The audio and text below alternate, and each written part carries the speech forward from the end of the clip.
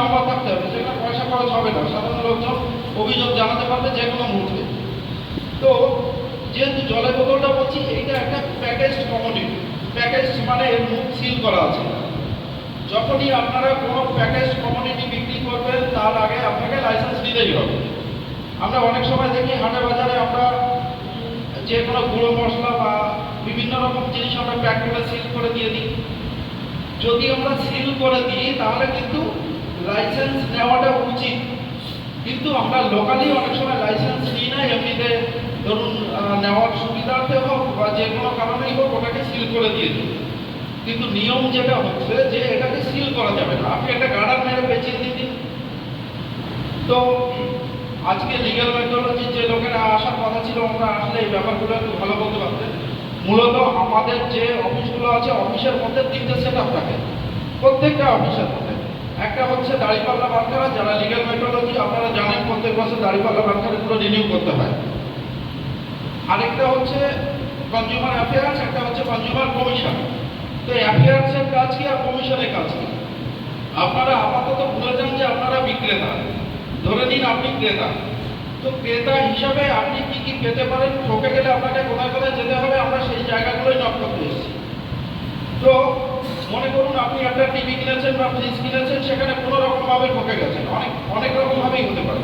একটা হতে পারে আপনার দাম বেশি দিয়ে নিয়েছে, বা দাম বেশি নেওয়াটাকে আমরা কিন্তু ধরবো সবসময় যে এমআরপি থেকে দাম বেশি নিয়েছে। এমআরপি থেকে কোনো প্রোডাক্টই দাম বেশি নেওয়া যাবে না।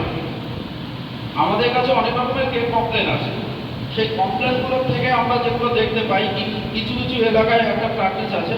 ধরুন কোল্ড ড্রিঙ্কসে ঠান্ডা রাখার জন্য একটা কুলিং চার্জ নেওয়া হয়, আপনাদের এলাকায় নিশ্চয়ই নেওয়া হয় না। বিভিন্ন জায়গায় এই সমস্যাটা আছে যে গরমকালে কোল্ড ড্রিঙ্কসটাকে কুল করার জন্য, কুল রাখার জন্য একটা ফ্রিজিং চার্জ নেওয়া হয়। যদি 95 টাকা কোল্ড ড্রিঙ্কস হয়, সেটাকে 100 টাকায় বিক্রি করা হয়। এইটা কিন্তু একদম টোটালি আনফেয়ার প্র্যাকটিস, এটাকে করা যাবে না।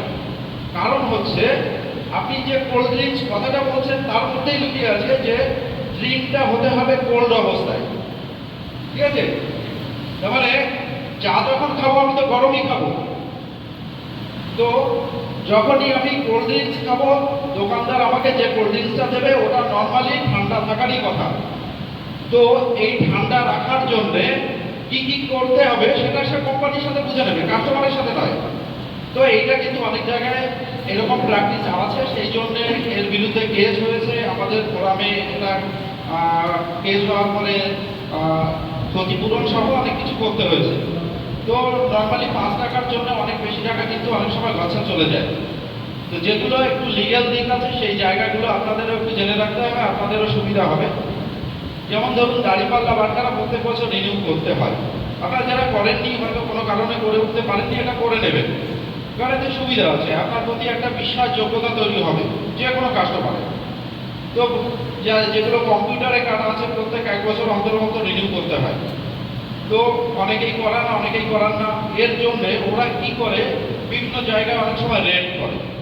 যখন কোনো একটা পার্টিকুলার এলাকায় কমপ্লেনের সংখ্যা অনেক বেশি হয়ে যায়, তখন ওরা রেড করে সেই জায়গাগুলোতে।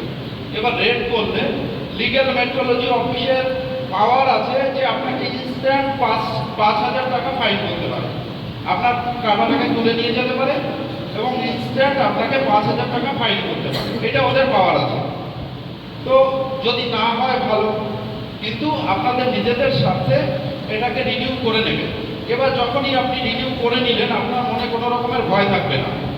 এবার নিয়ম হচ্ছে যখন আপনি রিনিউ করবেন, কোনো একজন কাস্টমার এসে আপনার দোকানে যেন দেখতে পারে যে আপনার ওটা দেওয়ালে সাঁটানো আছে, মানে যে সার্টিফিকেটটা দেওয়ালে সাঁটানো থাকে। তার মানে যিনি রিনিউ করেছেন তার কিন্তু দেওয়ালে সাঁটাতে কোনো অসুবিধা নেই। এবার যিনি করেননি তিনি তো কিছুই সাঁটাবেন না।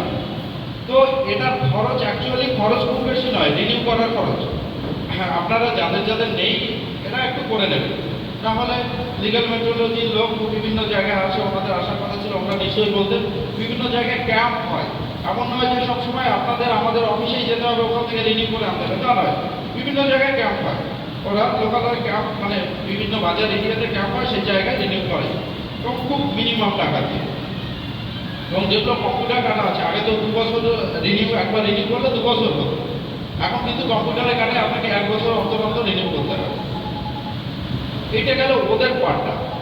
এবার ধরুন পরিষেবা সংক্রান্ত অনেক কিছু ব্যাপার আছে আমরা যেগুলো ভোগ করি।